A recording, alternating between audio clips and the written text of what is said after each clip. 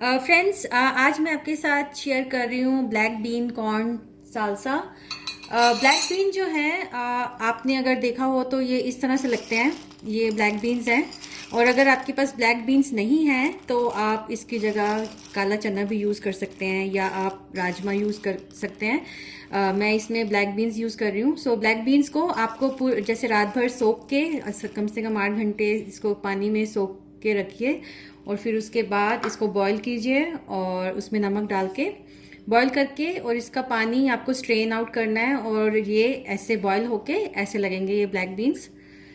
और फिर आपको कॉर्न लेना है। कॉर्न ये मैंने फ्रोज़न कॉर्न लेके उसको बॉईल करके और यूज़ कर रही हूँ मैं। तो आप ये कॉर्न ले लीजिए और उसके साथ आपको चाहिए अनियंस और टमाटो, ग्रीन चिली, सिलेंट्रो या कोरिएंडर और नींबू। और इसके अलावा बाकी हमें नमक, मिर्च, ब्लैक पेपर और कुछ और मसाला आप डालना चाहें तो आप डाल सकते हैं।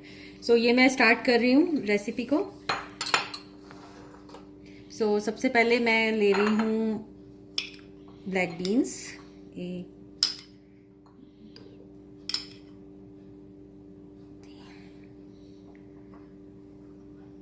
और ऑलमोस्ट ही सेम क्वांटिटी या थोड़ा सा कम इसमें कॉर्न, या ऑलमोस्ट अगर सेम क्वांटिटी में आप डाल सकते हैं क्योंकि है ये ब्लैक बीन और कॉर्न का सालसा है।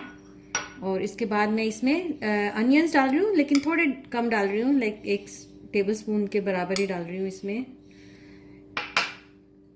टमाटो इसमें आप थोड़े ज़्यादा डाल सकते हैं, लाइक ऑलमोस्ट 2 स्पून्स मैंने टमाटोज़ की डाली है।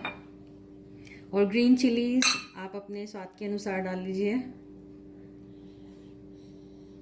और सिलेंट्रो, और इसमें मैं अब डाल रही हूँ लेमन।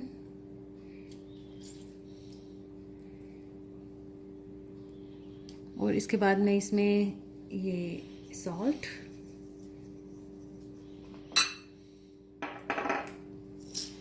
ब्लैक पेपर, जितना आपको स्पाइसी बनाना है उसके हिसाब से आप डालिए इसमें।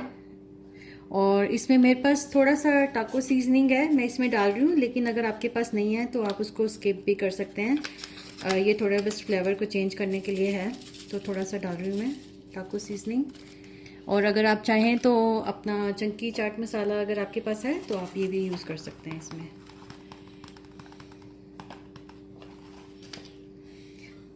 इन सबको मिक्स कीजिए